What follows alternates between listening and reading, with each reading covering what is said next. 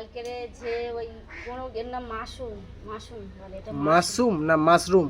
Mushroom না কি বলে এটা, কি বলে যাই হোক বলে রান্না করব, ঠিক আছে। হুম। এইটা দেখো কেটে নিচ্ছি, আজকের কাটছি, কেটে এটা রান্না করব।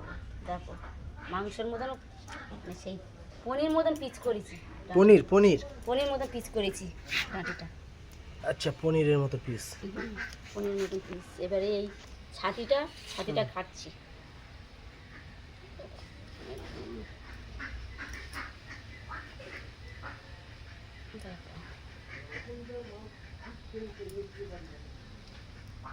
অনেক বড়, অনেক বড় বড় বড় পিস, এই পনির মতন পিস করে দিচ্ছি, অনেক বড় তো। এটা রান্না করে সবাইকে দেবো, বেটিদের দেবো, মাসি যদি খায় মাসির একটু দেবো, সবাই রান্না করবো ভালো করে। সিদ্ধ করে নেবো, প্রথম সিদ্ধ করে নেবো, নিয়ে মাংসের মতন করে রান্না করবো।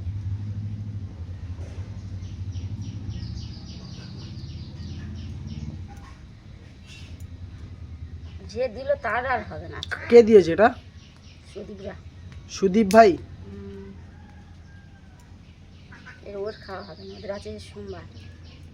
ওদের বাড়িতে হয়েছে? কাটে। আরো আছে? হ্যাঁ, ছোট আছে, বলেছে তুমি যেটা খাই যে কালে নিয়ে যাবে, আরো আছে।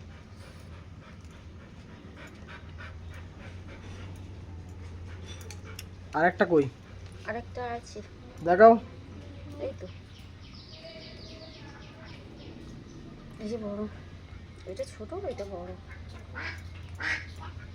তুমি জোরে কথা বলো না তো বুঝতে পারবে না। এই তো বড়, জোরে আবার কি বলবো, সকালের পান্তা খাওয়ানি, খালি পেটে জোরে কথা।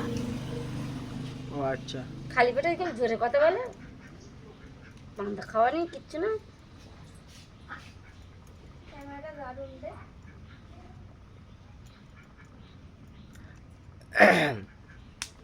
জনেরও খিদে পেয়েছে।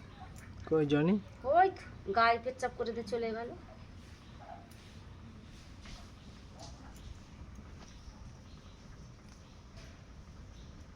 তাহলে কিছু বলো গাইজদের।